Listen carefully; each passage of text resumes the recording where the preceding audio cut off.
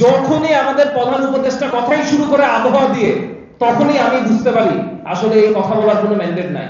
উনি কথা শুনতে গেছেন, ওখানে বলতে চান নাই। সে ছিল বিএনপির নব্য কোকিল আমাদের নুরু ভাই। 103 জন বিএনপির নেতা কর্মীরা নিজেদের অন্তঃকন্দলে মারা গেছে। দীর্ঘ 17 বছরের এই যে অভ্যুত্থান ফ্যাসিজমের ধারাবাহিকতার পরে যে আমরা নতুন একটা গণতান্ত্রিক চর্চা করার একটা সুযোগ সুবিধা পেলাম, সেটা এখন হুমকির সম্মুখীন। এই যে 17 বছর ধরে একটা রাজনীতিক শূন্যতা ছিল, 17 বছর পর ফ্যাসিস্ট একটা মাফিয়া সরকার যখন চলে গেছে, ওই শূন্যতার জায়গায় আরেকটা দল ওদের জাস্ট লিপসা করার জন্য, ওইটা দখল করার জন্য মাতোয়ারা হয়ে গেছে। ক্ষমতার নেশায় তারা মাতোয়ারা। আপনি একটা জিনিস ভাবেন, জাস্ট 5 আগস্টের পর এখন পর্যন্ত 103 জন বিএনপির নেতা কর্মীরা নিজেদের অন্তঃকন্দলে মারা গেছে। আরে যেখানে তাদের নেতা কর্মীরা নিরাপত্তা ফিল করবে না, সেখানে সাধারণ মানুষ কিভাবে নিরাপত্তা ফিল করবে? তো আমি আমার এক ভাইয়ের কথা মতো বলতে চাই, আসলেই বিভিন্ন অঙ্গ সংগঠন, বিএনপি বলেন, বিভিন্ন আমাদের ছোট ছোট রাজনৈতিক দলের যারা আসলে আপনাদের নিজেদের জীবনে জানেন নিরাপত্তা আপনি চাচ্ছেন, তাদেরকে আমরা আমাদের এনসিপিতে, জাতীয় যুব শক্তিতে উদাত্ত আহ্বান করতেছি। আপনি আপনার নাগরিক যোগ্যতা, রাজনৈতিক যোগ্যতা নিয়ে আপনি এখানে সুস্থ রাজনৈতিক চর্চা করার একটা বিশাল জায়গা পাবেন। এখন এই কথা যদি বলতে হয়, এই কথা বলতে গেলে আসলে আমার একজন লোকের কথা না বললেই না। সে ছিল বিএনপির নব্য কোকিল আমাদের নুরু ভাই।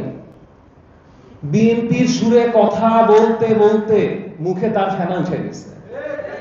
সংস্কার ছাড়া নির্বাচনের দাবি চাইতে চাইতে লোকটা ক্লান্ত হয়ে গেছে। সে কিনা পটুয়াখালীতে বিএনপির এক ইউনিয়ন সভাপতির কাছে মাইক খায়। সে মাইক খাইছে তো টানা ৭ম-বারের মতো বেস্ট টিস্যু পেপার ব্র্যান্ড হিসেবে স্বীকৃতি পেয়েছে বসুন্ধরা টিস্যু। এইটা কিন্তু এই যে ছোট ছোট দল আছে না, যারা পর কাছার মতো আপনারা ক্ষমতায় বসতে চান, যারা নতুন ফ্যাসিজম করতে চান, তাদের জন্য একটা খুব খুব ভালো শিক্ষা, একটা ভালো লেসন হয়ে দাঁড়াইছে। যে আপনাকে যে যখন ক্ষণিকের সময় মাথার উপরে উঠাবে, ঠিক ততটা ভাবে আছড়ায় আপনাকে নিচে ফেলাবে। পর কাছা রাজনীতি করবেন না। গিরগিটি রাজনীতি সংস্কৃতি থেকে আপনি বের হয়ে আসেন। আপনি আপনার স্বকীয় রাজনীতি করেন, বাংলাদেশের মানুষ আপনাকে বুকে টেনে নেবে। আপনি আরেকটা দলের হয়ে সাফাই গাবেন, পরে ওই দল থেকেই আপনি মার খাবেন। এটা কিন্তু একটা ভালো শিক্ষা। এই শিক্ষা আসলে হওয়া উচিত সবার। এখন এই কথার পরে যদি আরেকটা কথা বলা লাগে, যে সবচেয়ে আলোচিত একটা বৈঠক ছিল গতকাল আমাদের মাননীয় প্রধান উপদেষ্টা আর বিএনপির ভারপ্রাপ্ত চেয়ারম্যান তারেক রহমানের সাথে। এই বৈঠকটার পর একটা সামনে সুস্থ গণতান্ত্রিক চর্চা হইতে পারে, এই আশাটা মানুষের কাছ থেকে উঠে যাওয়া উচিত। উঠে গেছে বলে আমার মনে হয়। একটা মিটিং এ জুলাই সনদ সংক্রান্ত কোনো কথা ছিল না, শহীদদের বিচার নিয়ে কোনো কথা ছিল না, ছিল শুধু রাজনৈতিক বাহবা। কখন তারা নির্বাচনের একটা রোডম্যাপ দিবে।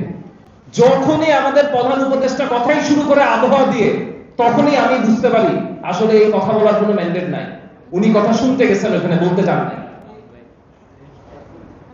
আমি ওনাকে বলতে চাই যে আপনি 2000 শহীদের রক্তের উপর দাঁড়ানো আপনার এই ইন্টারিম গভর্নমেন্ট, এই পবিত্র দায়িত্বের সাথে বেইমানি করবেন না। অনেক রক্ত ঝরায় আমরা দিল্লির প্রেসক্রিপশন থেকে মুক্তি পাইছি। এখন লন্ডনের প্রেসক্রিপশন নেওয়ার চেষ্টা ভুলেও করবেন না। জুলাই সনদ একটা মৌলিক সংস্কার, একটা বিচারের রোডম্যাপ দেওয়ার পর আপনি নির্বাচন দেন। জুলাই সনদ নিয়ে আপনাদের এত ভয় কেন? জুলাইকে স্বীকৃতি দিতে আপনাদের এত ভয় কেন? আমাদের শহীদ ভাইদেরকে আপনারা কি মাফিয়া বানাইতে চান? এই শহীদ ভাইদেরকে আপনাদের এই জানের বিনিময়ের কোনো দাম দিতে চান না আপনারা? আপনারা কি 17 কোটি মানুষকে জিম্মি করে ক্ষমতার মসনদে আবার বসতে চান? সেই স্বপ্ন আপনাদের স্বপ্নই থেকে যাবে। বারবারই আমরা একটা কথা বলতেছি, আপনারা যদি নতুন করে ফ্যাসিবাদের বন্দোবস্ত করতে চান, ওইখানে আমাদের যুব শক্তির দৃঢ় হস্ত থাকবে।